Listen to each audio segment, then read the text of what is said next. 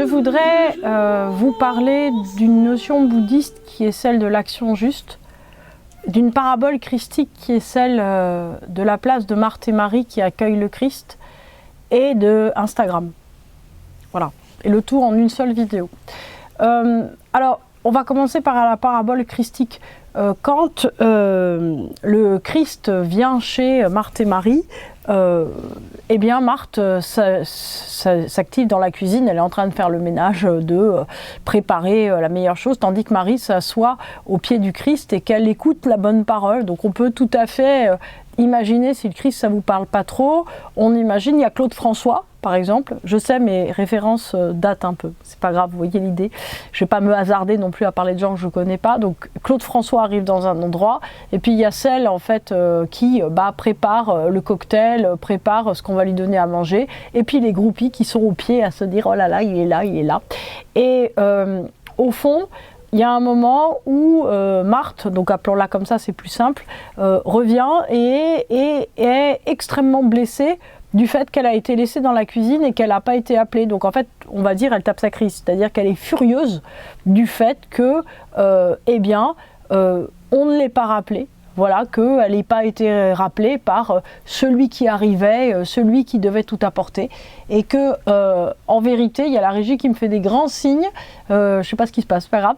Et donc, en fait, elle est absolument furieuse et elle dit pourquoi est-ce que moi j'ai toujours la mauvaise part et pourquoi c'est elle qui a toujours Marie, donc qui a toujours la bonne part.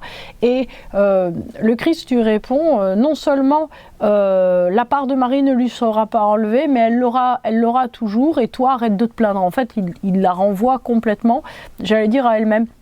Donc, moi, ça m'a beaucoup fait réfléchir parce que cette parabole, en fait, elle va pas du tout avec l'interprétation qu'on a l'habitude de lui donner. C'est-à-dire que, au fond, la question, c'est qu'on se dit, mais en fait, on doit assumer la vie quotidienne, on doit s'engager dans ce qu'il y a à faire et on ne va pas aller perdre son temps juste à, au fond, écouter quelqu'un qui dit, même fût-il le Christ, on va pas en fait sortir d'un rôle qui est utile pour aller dans un autre. Et en fait, le Christ, effectivement, prend le contre-pied de ça, en tout cas dans la parole qui est rapportée et qui a l'air assez véridique, à mon avis, parce que qu'est-ce qui se passe en réalité? C'est qu'il dit que chacun est dans son action juste. Donc en fait, en vérité, Marie, elle suit son action juste. C'est-à-dire qu'elle fait ce qu'elle se sent appelée à faire. Le problème de Marthe ne vient pas du fait qu'elle fait le ménage, ça vient du fait qu'au fond, elle en veut à Marie de la laisser faire le ménage et elle en veut au Christ de ne pas la rappeler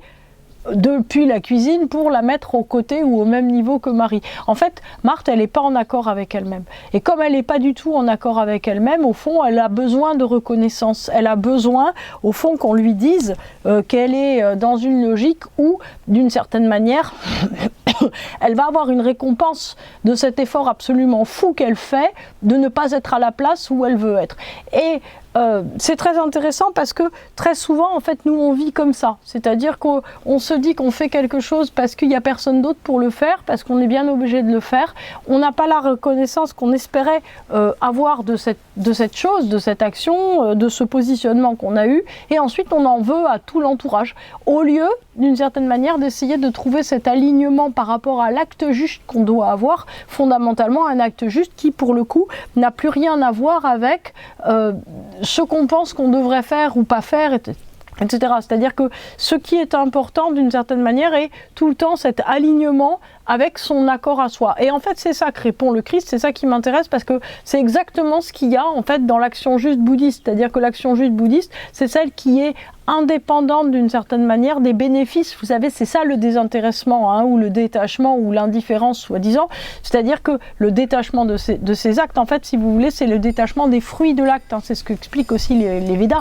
C'est-à-dire que l'idée, si vous voulez, c'est que vous fassiez les choses parce que vous êtes en accord avec le fait de les faire et non pas en vous disant cela va m'apporter ça. C'est simplement, en fait, l'accord, l'alignement intérieur que vous devez avoir, c'est parce que, au fond, vous êtes d'accord pour être à cette place. Après, ce que je pense très important aussi dans cette parabole, c'est que il y a des places différentes pour chacun. C'est-à-dire qu'on peut très bien, à mon avis, être à sa place à faire la cuisine, à faire le ménage, à faire des choses simples et en même temps être parfaitement à sa place dans l'écoute, dans la contemplation, dans quelque chose qui est beaucoup plus de l'ordre, on va dire, d'une inspiration. D'une certaine façon, c'est ça, vous voyez, quand on lit des textes, quand on regarde la nature, quand on écoute parler des gens, ce qui est important en fait, c'est d'arriver à vous demander systématiquement qu'est-ce que vous pouvez en tirer. Moi, j'essaye chaque jour de me dire, tiens, qu'est-ce qui m'a appris quelque chose aujourd'hui, qu'est-ce qui me fait réfléchir. Et quand il y a quelque chose qui vaut la peine, bah, quelquefois, je le partage. En tout cas, voilà, ce qui m'a intéressé par rapport à Instagram, on va commencer par là, c'est que quand en fait, par exemple, vous vous filmez dans un moment de bonheur, c'est-à-dire vous êtes sur un téléphérique ou vous êtes dans le train avec un livre ou vous filmez un moment de bonheur avec votre famille et puis vous le mettez sur Instagram. Pourquoi pas ? Mais en fait, si vous voulez, ça parle d'une maison en astrologie qui est la maison 11, qui fait que vous n'existez qu'à travers l'image qu'on a de vous. Ça veut dire quoi ? Ça veut dire que vous cherchez au fond un renforçateur d'identité dans le fait qu'on vous regarde et qu'on vous dise « Oh, mais qu'est-ce que tu as l'air heureux ! Oh, mais quel endroit formidable dans lequel tu étais ! Oh, mais qu'est-ce que c'est bien !» etc. Et d'une certaine façon, ça veut dire que vous êtes en train d'essayer de construire une vie qui soit des bouts d'images, vous voyez, des bouts de plans fixes qu'on met ensemble. C'est quoi les bouts de plans fixes qu'on met ensemble ? C'est un film. Donc en fait, vous n'êtes pas en train d'essayer de faire une vie, vous êtes en train d'essayer de vivre un film.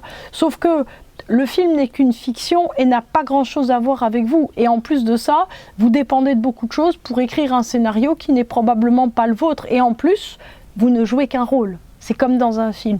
Donc au fond, bien loin de trouver l'authenticité que vous cherchez à avoir par la reconnaissance d'autres personnes, au fond, vous renforcez une espèce de distanciation entre vous et vous-même, entre l'image d'une vie profonde que vous voudriez avoir et la vie rêvée. Donc c'est pour ça que ça ne matche pas du tout. Et qu'en fait, ça vous met dans une course en avant où vous avez de plus en plus besoin qu'on vous reconnaisse dans cette espèce d'image que vous avez de vous et qui en fait est éloignée de vous-même, au lieu de vous renforcer. Qu'est-ce qui serait le bon contre-pied ?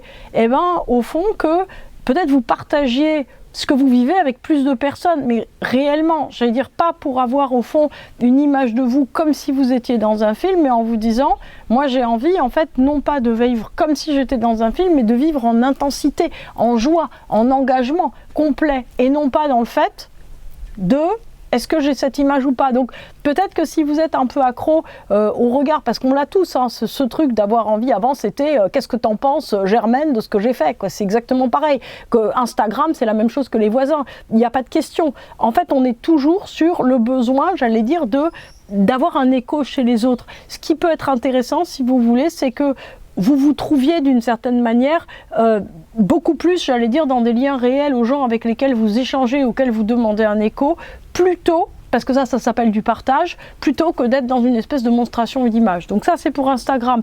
Deuxième truc, c'est cette notion d'acte juste qui est très importante. C'est-à-dire que pour savoir, au fond, si vous êtes bien à votre place en train de faire un truc, j'allais dire, demandez-vous pourquoi vous le faites en fait. Demandez-vous quel est le but, quelle est la destination de ce que vous êtes en train de faire. C'est-à-dire que vous êtes en train, le vent est d'accord, vous êtes en train de mettre en place quelque chose et à partir de là, ça va sculpter votre personnalité, c'est-à-dire que ça va créer quelque chose qui va vous amener au pas d'après de vous-même, c'est-à-dire que chaque jour vous êtes en train de devenir quelqu'un d'autre. C'est passionnant, c'est génial, vous savez, c'est comme l'apprentissage pour les petits-enfants, on se dit, là aujourd'hui il a fait 4 pas, après il va savoir marcher, c'est formidable, quelle découverte, vous vous rendez compte, ce petit homme qui se dresse et qui peut conquérir le monde, c'est un truc extraordinaire. Ou cette petite bonne femme, c'est pareil. Mais en tout cas, si vous voulez, demandez-vous où mène ce fait que vous êtes en train de faire. Comment vous trouvez votre alignement à vous-même?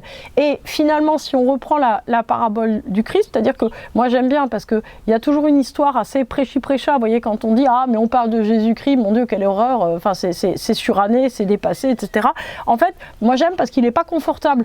On a vraiment l'impression que tout le monde a envie de lui faire dire autre chose que ce qu'il a dit. Lui, il a dit, en gros, soyez en accord avec vous-même, soyez complètement authentique. Et l'autre, il lui dit à Marthe, il lui dit, arrête de te plaindre. De toute façon, si c'est ça, tu seras toujours à la même place. Donc, d'une certaine façon, ce qui est intéressant là-dedans, c'est que si, pardon, on est dans un monde d'images, si on essaye d'une certaine façon d'avoir un retour sur soi, au fond, on est condamné à faire toujours la même chose. C'est ça qui est intéressant et à jamais trouver en fait son authenticité, jamais trouver le fil rouge de cette fameuse identité qu'on cherche tous.